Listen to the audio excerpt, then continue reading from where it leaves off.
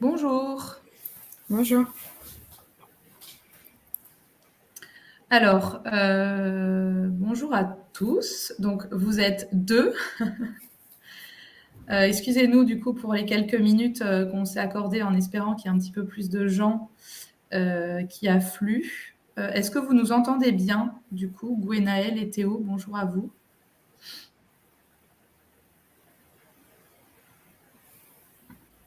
En fait, peut-être qu'ils ne peuvent pas nous parler, c'est ça, Madi? Oui, ils peuvent juste nous envoyer des messages dans le chat. Ouais, d'accord, ok. Excusez-nous. Oui, d'accord. En fait, c'est pas de votre faute, c'est l'application qui veut ça. Et c'est peut-être un petit peu dommage. Du coup, on va peut-être. Est-ce que tu sais, Madi, si on peut du coup les faire soit monter sur scène, vu qu'on va être en tout petit comité visiblement, ce serait plus sympa qu'on puisse échanger simplement. C'est bon. C'est bon, j'ai fait Ouais, une super. invitation pour qu'ils montent sur scène. D'accord, ok, super. On va juste attendre ça, que ça marche. Mais ouais, bah, du coup, en intro, donc vous dire qu'on a proposé ce webinaire un petit peu pour clore l'année et puis les nouvelles fonctionnalités qui ont été développées sur Vineas. Donc, on a informé la communauté des utilisateurs de Vineas. Donc, c'est à peu près entre 400 et 500 personnes donc, qui ont à un moment manifesté un intérêt ou qu'on a identifié comme pouvant être intéressés par le travail qu'on fait avec le projet MedClive sur cette plateforme Vineas et donc la fin de son développement. Il faut croire que le calendrier et ou l'intérêt des personnes est un peu érodé en cette fin d'année. Donc l'idée, c'était se donner maximum 1 heure pour vous présenter rapidement le cadre du projet MedClive et ensuite vous présenter du coup la plateforme Vineas que vous connaissez probablement pas trop. Enfin, vous allez peut-être explorer rapidement, vous présenter les dernières fonctionnalités rapidement aussi et puis ensuite aller dessus, éventuellement faire un petit exercice pratique. Là, on verra avec vous aussi quelles sont vos attentes, voilà, pourquoi est-ce que vous êtes venu, etc. Du coup, on peut faire quelque chose un peu sur mesure. Voilà. Alors du coup, je ne sais pas si on vous entend maintenant, Théo et Gwenaël, enfin si éventuellement...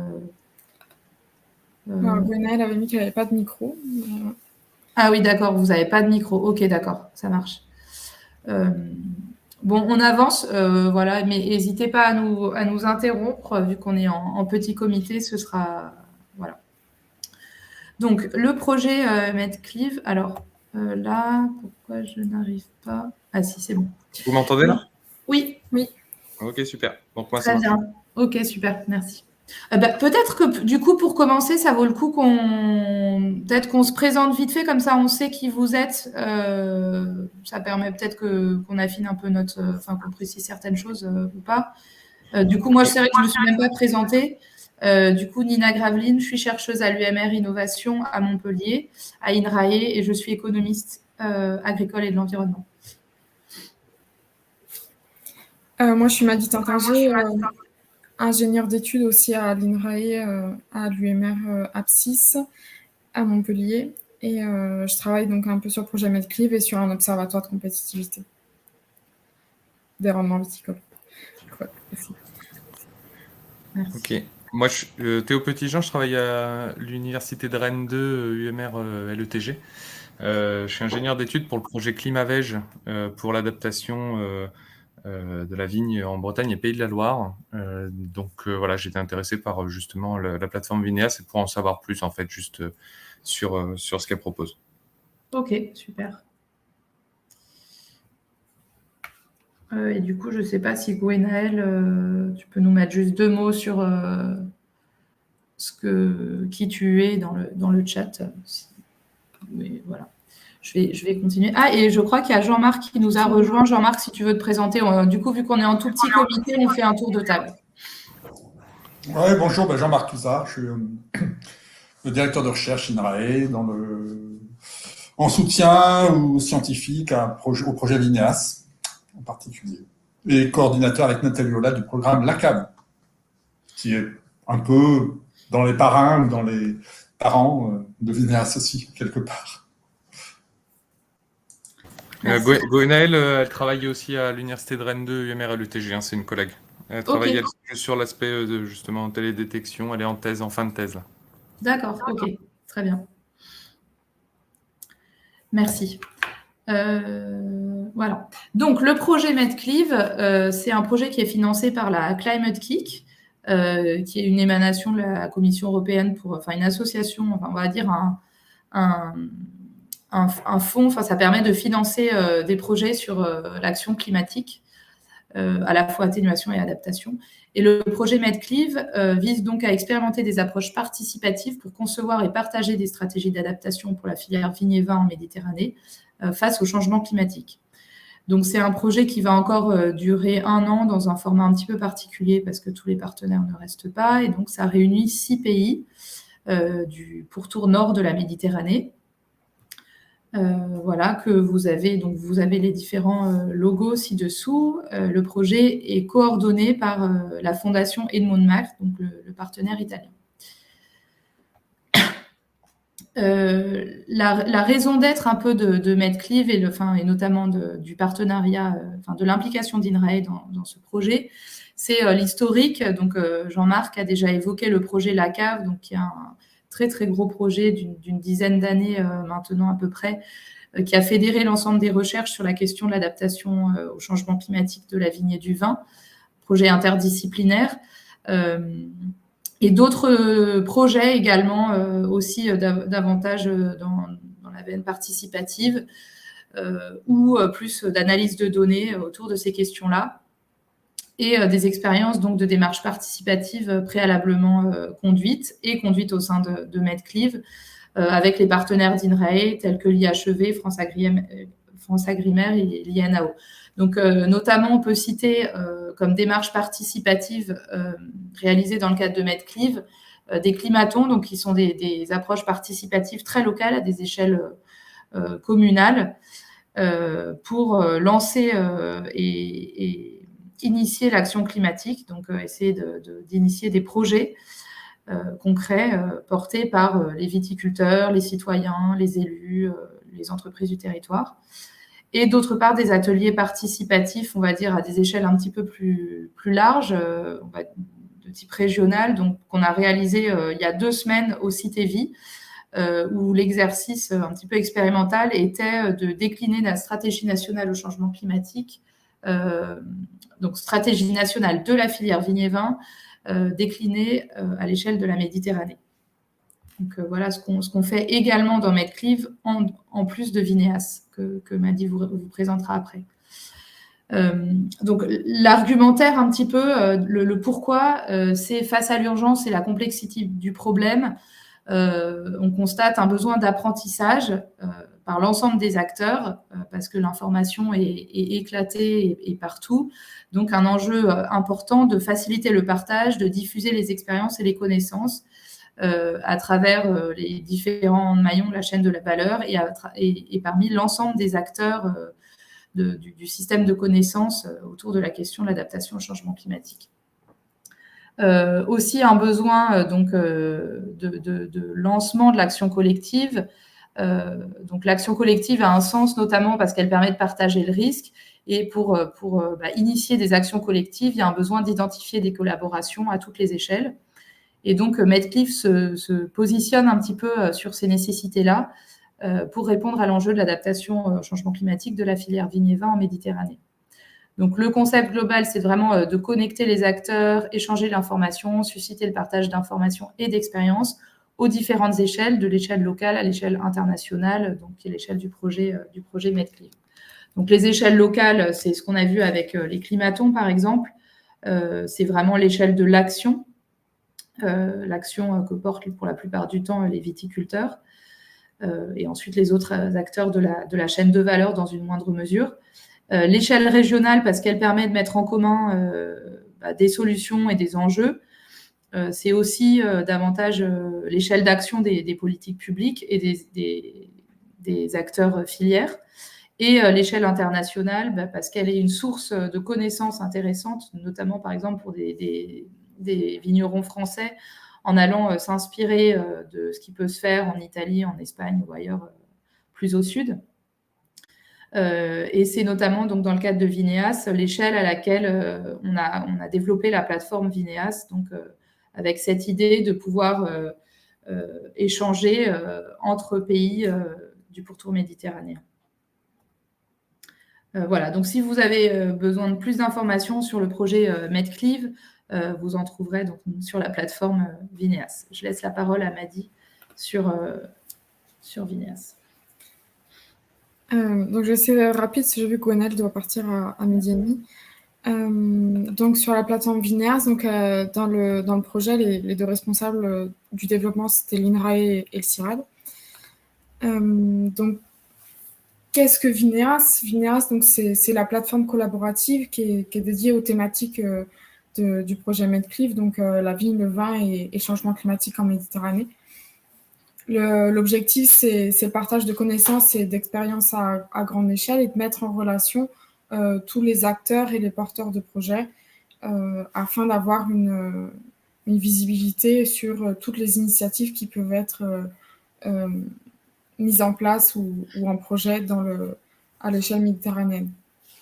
Après, donc, on se focalise à l'échelle méditerranéenne, mais pour la France, on peut remonter un peu plus au nord.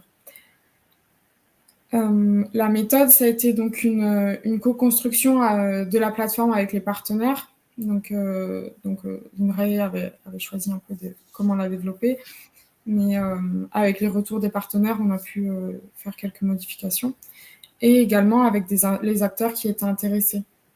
On avait fait un premier lancement en décembre avec un cercle d'acteurs de différents pays et ils nous avaient fait les retours sur ce qu'ils auraient aimé avoir sur la plateforme, ce qui était bien, ce qui était moins bien. Et on avait également fait ça après le lancement d'avril. On avait fait une petite enquête pour savoir qu'est-ce qu'on pouvait à nouveau développer et d'où la raison de ce webinaire sur les nouveaux développements qui ont été faits. Tous les développements de la plateforme ont été faits par la PME, la petite entreprise Equal, qui est basée à La Réunion. La plateforme, elle est disponible en 7 langues, donc les 6 pays du projet, plus l'anglais. Et donc, avec toutes ces langues, on a du contenu qui est un peu plus spécifique à chaque pays et du contenu qui est partagé à une échelle plus régionale, internationale et traduite dans plusieurs langues. Et donc, on a accès à 7 types de contenus qui peuvent être reliés, comme on peut voir sur la petite carte des réseaux là, qu'on a à droite, où tous les contenus de la plateforme sont reliés entre les projets, les acteurs, les solutions, les individus. Donc voilà, donc dans les 7 types de contenus, on a donc les acteurs qui sont vraiment l'entreprise, l'institution.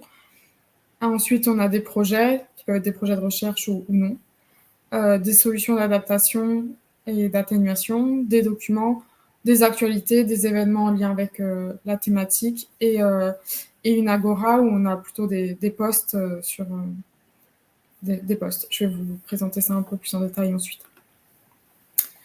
Donc cette plateforme, pour qui elle est, en fait, elle est pour toutes les personnes intéressées par la filière, même si on se rend compte peut-être maintenant que ça serait plus à une échelle conseillée, qui trouvent de l'information et faire peut-être des liens entre la recherche et le conseil.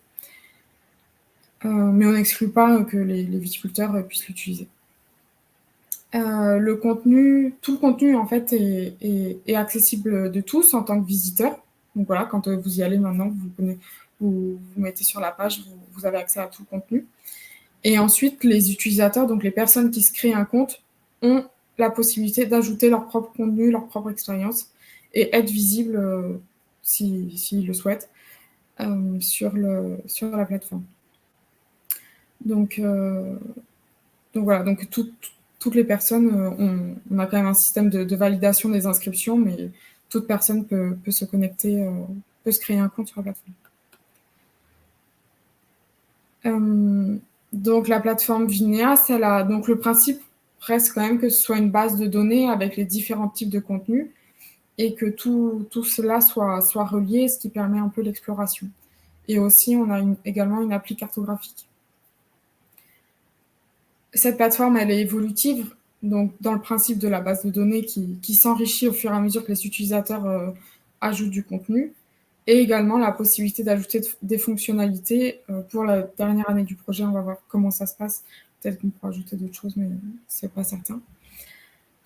Et donc l'ajout de contenu, il se fait donc en continu, notamment grâce à des contributeurs clés qu'on a contactés pour qu'ils ajoutent du contenu assez régulièrement. Donc on a certains contributeurs clés français et on a également des contributeurs clés étrangers, enfin, dans les pays du projet. Donc, en ce qui concerne les nouvelles fonctionnalités que nous avons développées là, depuis, elles ont été mises en ligne cet été. Donc, dans l'enquête qu'on avait faite suite au premier lancement de la plateforme, on avait demandé si on voulait pas, enfin, s'il ne serait pas plus intéressant d'avoir une partie un peu plus collaborative dans la plateforme, avec donc cet espace d'Agora, où les personnes peuvent poster juste un petit sujet sur je cherche des partenaires pour un projet, pour une expérimentation, ou des personnes pour répondre à un questionnaire.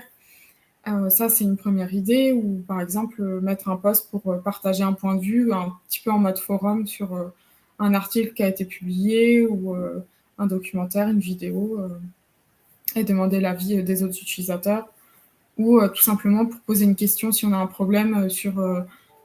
là, c'était plus à destination des viticulteurs, si par exemple ils ont un problème sur une parcelle où ils cherchent une solution et ils ne la trouvent pas, et pour avoir un peu un retour d'expérience des autres utilisateurs. Donc ça, c'est la partie Agora. Et ensuite, l'autre fonctionnalité qu'on a mis en place, c'était la possibilité de rendre le profil, le profil quand on est utilisateur, de rendre son profil public. Ça, on a eu ce retour-là, c'était pour un peu dans le but d'apparaître dans les cartes de réseau en tant qu'individu, et donc, par exemple, qu'un auteur soit relié directement à son document ou à une institution, à un projet, et non seulement des institutions. Par exemple, pour nous à l'INRAE, c'est vrai que dans nos cartes de réseau, le projet Medclive était relié à l'INRAE, mais pas directement aux personnes qui étaient directement impliquées. Comme l'INRAE, c'est un peu grand. Voilà. Donc, Nina, je peux te laisser si tu veux faire le tour de la plateforme. Oui, merci Madi. Donc, du coup, je vais vous partager mon écran pour juste vous emmener un petit peu sur Vineas. Donc, j'imagine que vous avez peut-être déjà exploré assez rapidement. Donc, le fond de Vineas, c'est une base de données donc avec ces 7 différents types de contenus. Donc, dès la page d'accueil, on vous invite à venir faire des recherches qui vont donner lieu à des résultats sur les 7 différents types de contenus. Par exemple, si je fais Medclive, voilà, ici, j'ai l'ensemble des types de contenus dans la base de données. Et je peux cliquer sur ces différents onglets pour voir le résultat de ma recherche. Donc ça, c'est, on va dire, la fonctionnalité un petit peu principale. Sinon, la page d'accueil, elle vous propose d'aller explorer différents onglets. J'y reviendrai après. Et puis, sur la page d'accueil, on vous propose du coup un extrait des dernières actualités qui ont été renseignées dans la base de données. Ici, par exemple, le communiqué de presse qui vient de sortir de la fin du projet La Cave, ou nos ateliers régionaux qu'on a fait il y a 2 semaines. L'agenda, ce que la communauté veut publier comme information sur les actualités à venir, l'accès directement au portail cartographique, l'exploration des réseaux, donc essayer de voir les liens qui ont été renseignés entre les différents types de contenus, un aperçu de la base de données, donc où on voit qu'il y a quand même déjà pas mal de choses sur Vineas, même si voilà, on en est complètement au début en termes d'adoption, en tout cas, ou en tout cas, on n'a pas encore vraiment transformé l'essai. Les partenaires et puis des liens vers les réseaux, notamment. Alors, peut-être que je vais commencer à l'envers parce que donc c'est Gwenaël, si j'ai bien compris, donc qui est peut-être intéressé par la télédétection. Alors, pour l'instant, vous dire que c'est quelque chose qui a été conçu au départ dans la plateforme. Donc ici, quand on va dans cartographie, Il y a 3 types de cartographie. Alors, des cartographies davantage des acteurs et des projets, donc tout ce qui, on peut y aller vite fait, donc c'est localiser sur une carte l'ensemble des informations qu'on a. Donc voilà, selon les types de contenu, où est-ce qu'on peut les localiser géographiquement. La carte des réseaux qui va montrer les liens comme Maddy l'avait déjà montré, il me semble. Alors là, il faut être un peu patient pour aller explorer, étant donné qu'il y a quand même pas mal de choses dans la base et faire des recherches spécifiques. Et ensuite, en termes d'informations géographiques, donc ça, c'est notre collègue du CIRAD, Jean-Baptiste Laurent, qui s'est occupé de ça. Donc techniquement, je ne saurais pas trop en parler, mais l'idée, c'est bien, et on en est pour le coup sur la cartographie vraiment au tout début, de pouvoir faire afficher donc des données cartographiques qui seraient idéalement même téléchargeables par l'utilisateur. Donc on n'en est pas là aujourd'hui. Mais là, par exemple, voilà, on a les zones AOP en France. Oups, je les ai défaites. Enfin, en France, dans l'ensemble des pays de Medclive. Voilà, on pourrait imaginer venir mettre sur cette cartographie de l'information climatique, par exemple. Il y a la carte des sols aussi qui est déjà là. Voilà. Donc là, c'est vrai que si, du coup, Gwenaëlle, si c'était quelque chose qui vous intéressait, juste vous dire que en fait, il y a encore beaucoup à faire. Donc éventuellement, si ça peut vous intéresser, n'hésitez pas à vous rapprocher de nous et puis on vous mettra en lien avec Jean-Baptiste et voilà, essayer de réfléchir comment des choses peuvent être faites là-dessus. Gwenaëlle pose comme question, est-il envisageable d'ajouter des données par projet de recherche? Oui, alors ce serait vraiment l'idée, vu que c'est l'idée de l'ensemble de la plateforme, c'est ça, c'est que l'ensemble des données peuvent être amendées et enrichies par toute la communauté. Après, techniquement, pour l'instant, ça ne se fait pas automatiquement. Ça veut dire que vous ne pouvez pas, après vous avoir créé un compte, uploader votre couche, enfin votre shape, voilà.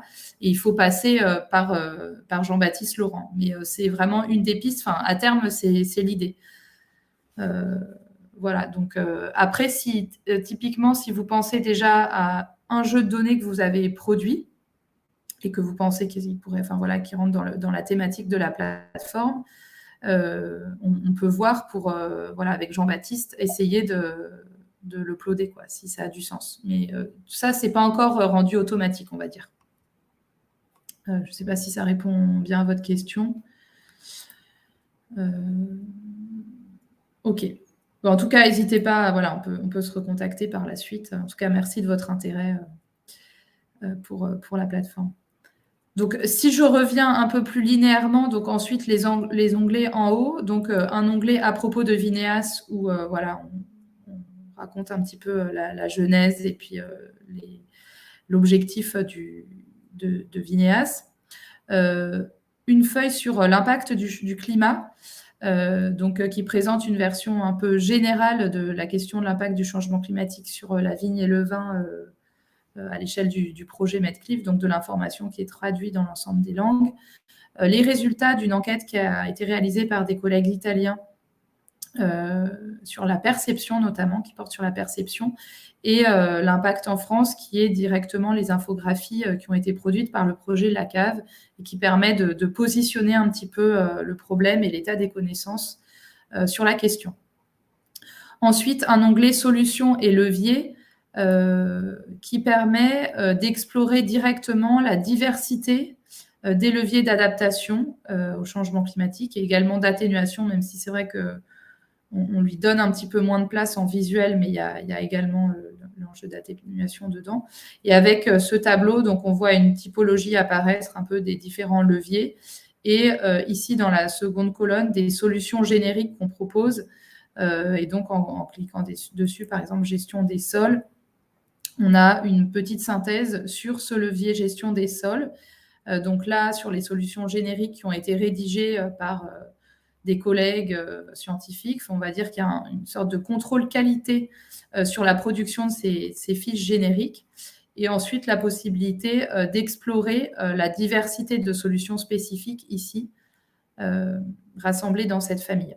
Donc là, si je clique, voilà, ici, on est renvoyé sur un résultat de recherche classique auquel on pourrait arriver comme sur la première page, avec des solutions génériques, donc en turquoise, et des solutions spécifiques, qui sont autant de solutions qui peuvent être proposées par tous les utilisateurs de la plateforme. Voilà. Voilà pour ce menu solutions et leviers. Donc, soit on va les explorer par des familles de solutions, ou alors on propose aussi une recherche par filtre, par enjeu, échelle d'action, domaine d'action et des domaines techniques qui renvoient ensuite des fiches solutions génériques et spécifiques. Ensuite, l'Agora, ici, donc, que Madi vous a présenté tout à l'heure, donc qui est une fonctionnalité toute neuve. Voilà. Alors, ici, je vais plutôt me mettre uniquement en français. Et donc, qui est la possibilité pour tous les utilisateurs de poster des posts de manière assez informelle, soit pour des demandes de collaboration, comme vous l'a dit Madi, des débats d'idées ou des recherches de partenariat, que ce soit recherche, quel que soit le type d'acteur que vous souhaitez contacter. Voilà. Alors ça, c'est sûr que le succès de cette fonctionnalité dépendra de la communauté des utilisateurs, qui est encore quelque chose d'assez instable et à construire pour l'instant. Voilà. Alors, j'ai pas du tout parlé des fonctionnalités langue. Donc ici, on a le menu des langues où on peut choisir sa langue. Et à chaque fois, on peut demander d'afficher donc les résultats soit uniquement en français ou dans sa langue, ou dans ma langue et l'anglais. Bon, même si là, on a encore un petit bug pour des questions informatiques assez techniques juste sur cette Agora, mais en principe, ça fonctionne assez bien. Ces filtres de langue, voilà. Mais l'idée, c'est effectivement qu'on aille voir potentiellement si on parle l'anglais ou une autre langue, essayer d'aller voir ce qui se passe un peu dans les autres pays aussi. Voilà, je crois que j'ai fait le tour. Donc, Madi, je te repasse la parole sur la petite démonstration de comment est-ce qu'on devient utilisateur. Donc, redire que voilà, là, on va dire qu'on a mis les lunettes d'un visiteur qui arrive sur la plateforme pour la première fois, qui ne s'est pas créé de compte, et redire que l'ensemble du contenu est accessible à ces visiteurs-là. Donc après, si on veut devenir utilisateur, c'est relativement simple. Il suffit de s'inscrire là sous l'onglet connexion inscription. Il y a un petit formulaire à remplir, nom, prénom, l'adresse email et puis quelques motivations ou l'activité. Et ensuite, en validant, vous recevez un mail. Nous, on reçoit aussi un mail pour valider votre inscription. Et après, vous pouvez vous connecter sur votre compte une fois que vous avez reçu votre mot de passe. Et là, vous arrivez sur votre tableau de bord. Et donc, sur le tableau de bord, vous avez accès aux différents types de contenus. Vous avez accès, oui, aux différents types de contenus que vous avez déjà ajoutés. Par exemple, si je veux ajouter une nouvelle actualité, je vais aller dans Actualité, la petite flèche. Donc là, j'ai accès aux actualités que j'ai déjà publiées. Et je peux en ajouter une autre, ajouter, voilà. Ça fonctionne de la même façon pour tous les types de contenus. Et on a accès à un formulaire qu'il suffit de compléter et de valider pour que ce soit publié. On peut partager également l'accès à une fiche. Par exemple, si j'ajoute une fiche projet et que je veux que mes collègues qui sont enregistrés sur la plateforme puissent y accéder également sur leur tableau de bord, c'est également possible. Donc voilà. Et on peut donc compléter également son profil avec donc là, on voit une petite description, notre adresse mail, la profession, les réseaux sociaux. Et là, on a le petit bouton pour afficher notre profil en public et qu'il soit visible par tous les utilisateurs de la communauté.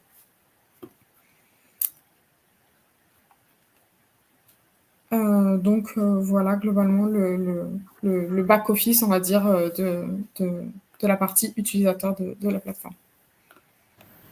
Ok, super. Je pense que je vais pas, vu que je suis tout seul, en fait, vous faites la présentation que pour moi, donc je sais pas si, si vous voulez y passer des heures non plus. Mais non, mais en tout cas, un grand merci pour cette présentation. J'y vois un peu plus clair. J'étais allé voir un peu la plateforme et je la trouvais intéressante, hein. Nous, là, sur la Bretagne et puis aussi Pays de la Loire, hein, ce qu'on essaye de faire, c'est justement faire de la biblio pour savoir ce qui est faisable. Donc là, je vois avec toutes les solutions de levier d'adaptation, c'est vachement intéressant que vous proposez sur la plateforme. Donc ça, c'est super pour nous. J'ai encore un peu de mal à voir là ce que vous venez de présenter. Si je m'inscris, par exemple, quels sont les avantages que ça m'apporte ou ça, j'ai encore un peu de mal à voir. Je vois bien la base de données, comme vous avez expliqué, ce que ça regroupe, etc. Ça, très bien. Mais après, si je m'inscris, qu'est-ce qui... En fait, le principal intérêt, enfin, disons que la raison pour laquelle on doit s'inscrire, c'est à partir du moment où on souhaite partager du contenu soi-même. Donc, par exemple, je ne sais pas, je dis n'importe quoi, vous venez de faire une revue biblio sur la question de la remontée en altitude ou dans le nord des vignobles dans le monde, et que vous avez une petite synthèse sur ce sujet, que vous souhaitez la partager avec la communauté, ben voilà, vous créez un document, enfin, vous créez un compte. Vous pouvez inclure comme acteur l'Université de Rennes et votre labo. S'il n'y est pas, je ne sais pas si votre labo est déjà dans les acteurs référencés sur le sujet. Donc déjà, vous pouvez trouver une fiche acteur sur votre labo. Et ensuite, une fiche acteur sur... Donc, le projet, vous m'avez dit, c'est Climawage, c'est ça? Climavège, c'est un projet à l'échelle Pays de la Loire et Bretagne. Hein. C'est un gros projet qui regroupe tout type d'agriculture pour l'adaptation de l'agriculture en général au changement climatique dans ces régions. D'accord. Vous écrivez ça comment, du coup? CLIMAT comme climat et VEG, VEG. Tout attaché. VEG, d'accord. Ah oui, ok. Et donc, voilà, typiquement, après, vous pouvez créer une fiche projet pour Climavège, même si vous n'avez pas trop le temps, que c'est pas vous le chef de projet, mais vous dites c'est quand même sympa d'en informer la communauté. Donc, vous prenez 2 minutes pour uploader le logo et puis en 2 lignes, copier-coller voilà, un résumé du projet. Vous pouvez le relier à votre labo. Donc, dans la même fiche projet, on va vous proposer de relier de relier le labo. Et ensuite, vous, par exemple, si vous venez, vous, de publier quelque chose ou d'écrire un rapport ou même une synthèse qui n'est pas encore publiée, vous pouvez la saisir dans la catégorie documents. Et pareil, vous allez pouvoir le relier à votre labo, à vous-même et au projet Climavège. Donc, en fait, l'intérêt de se créer un compte utilisateur, c'est vraiment de se dire, je vais participer à cette mise en commun de données et d'individus, enfin individus/institutions et de solutions. Et je vais pouvoir voilà, saisir au fil du temps mes actus. J'organise un séminaire, je dis n'importe quoi, votre labo organise un séminaire dans 2 mois de Climavège, venir informer la communauté Vineas de ce séminaire, s'il est ouvert à tous. S'il est fermé, vous pourrez y poster une synthèse, un compte-rendu après coup. Quoi. Voilà. Ok, super. Super, je vois beaucoup mieux, c'est très clair. Et j'avais une question par rapport à ça d'ailleurs. Est-ce que justement sur tous les travaux qui ont été faits dans le cadre du projet La Cave, est-ce que c'est prévu de les intégrer aussi déjà tout ce qui a été déjà fait, donc enfin tout ce qui a été fait durant ces dernières années à La Cave, de l'intégrer aussi sur cette plateforme? Alors, oui, nous c'est complètement notre souhait. Hein. Enfin, le but, c'est qu'il y ait un maximum d'informations dessus. Après, je ne vous cache pas qu'un des enjeux encore, voilà, c'est vraiment de motiver les individus, comme vous, là, typiquement sur Climavège ou d'autres projets que vous auriez, de motiver les individus à participer et donc à y mettre du contenu. Je ne saurais pas dire la part de contenu qui a été mis par les différentes personnes impliquées sur le projet Vineas, comme m'a dit par exemple, ou son prédécesseur. Pour l'instant, je dirais que c'est peut-être une grosse moitié de l'information. L'idée du projet, c'est qu'il devienne complètement autonome et que la communauté des gens intéressés et qui créent la connaissance saisissent aussi les informations sur Vineas directement. Et donc, c'est là tout l'enjeu. Mais en tout cas, nous, c'est pas notre travail d'aller télécharger l'ensemble des publications de la communauté, l'ensemble des rapports de la communauté. Voilà, moi, je suis chercheuse, donc c'est pas non plus... Je vois, d'accord. Et peut-être dernière question, et après je vous libère très rapidement. C'était, est-ce que cette plateforme aussi, elle envisage Donc nous, on travaille beaucoup sur les analyses spatiales climatiques, hein, on est sur un UMR qui travaille beaucoup sur la climato. Est-ce que ces aspects-là, ça s'intègre aussi sur Vineas ou pas? Est-ce que ça a été pensé, ou est-ce que la plateforme n'est pas du tout... Enfin, c'est pas l'objectif de la plateforme. J'ai vu qu'il y avait cartographie, il y avait un petit onglet sol. Est-ce que, par exemple, une analyse spatiale climatique ou des choses comme ça, c'est envisageable ou pas? Ouais, complètement, mais c'est un peu ce que je disais à toute allure, là, avant que Gwenaëlle nous parte. Donc cet onglet cartographique qui a été développé, je pense, avec pas mal de technologies. Enfin, c'est visiblement, alors voilà, moi je suis pas du tout informaticienne, donc, mais apparemment c'était déjà un sacré enjeu de développer cette appli Carto. Je disais, pour l'instant, on ne peut pas automatiquement, par exemple, vous ne pouvez pas automatiquement uploader une couche de données dans cette appli. Il faut passer par, du coup, notre collègue du CIRAD pour l'instant. Mais l'idée, c'est que, surtout s'il y a de l'intérêt dans la communauté, donc typiquement, si chez vous, il y a des gens qui pourraient participer aussi à s'impliquer là-dessus, effectivement, continuer à développer ça pour l'emmener jusqu'à une vraie application qui soit un peu dynamique et où les utilisateurs puissent télécharger leurs informations. Mais en tout cas, c'était vraiment ça l'idée, c'était de se dire que sur la question de l'adaptation au changement climatique, il y a vraiment la question spatiale et la question de l'information spatiale, des services climatiques de manière générale. Et donc, effectivement, il y aurait énormément de choses à faire sur ce volet-là. Mais on va dire que je pense que dans le cadre de Vineas, les moyens ne seront pas suffisants pour mener ça à terme. Et du coup, on est vraiment intéressé s'il y a des gens qui peuvent être intéressés par participer un peu à peaufiner cette fonctionnalité-là et à s'y impliquer, ce serait vraiment super, quoi. Nous, on n'est pas du tout, l'UMR Innovation, on n'a pas du tout cette casquette-là. Voilà, il y en a qu'on pourrait remobiliser, bien sûr, au sein de la communauté La Cave sur ce sujet, aussi des scénarios climatiques. Il y a tout ce que fait l'UMR Agroclim à Avignon, où il y a plein d'idées, il y aurait plein de choses à faire, mais finalement, pour l'instant, c'est plus un manque de moyens humains pour le développer. Mais, ok, pas de souci. Je vois bien en tout cas l'objectif. Un grand merci d'avoir fait la présentation juste pour moi. Hein, mais oui, pardon. Juste rajouter que les différents PowerPoint, documents liés au séminaire final de la cave vont effectivement être mis sur Vineas. Prochainement, c'est fixé la fin de l'année. On rassemble un peu tout ce qui a été produit. Donc là, ça renouvellera aussi pas mal. Il y a quand même pas mal de choses. Voilà.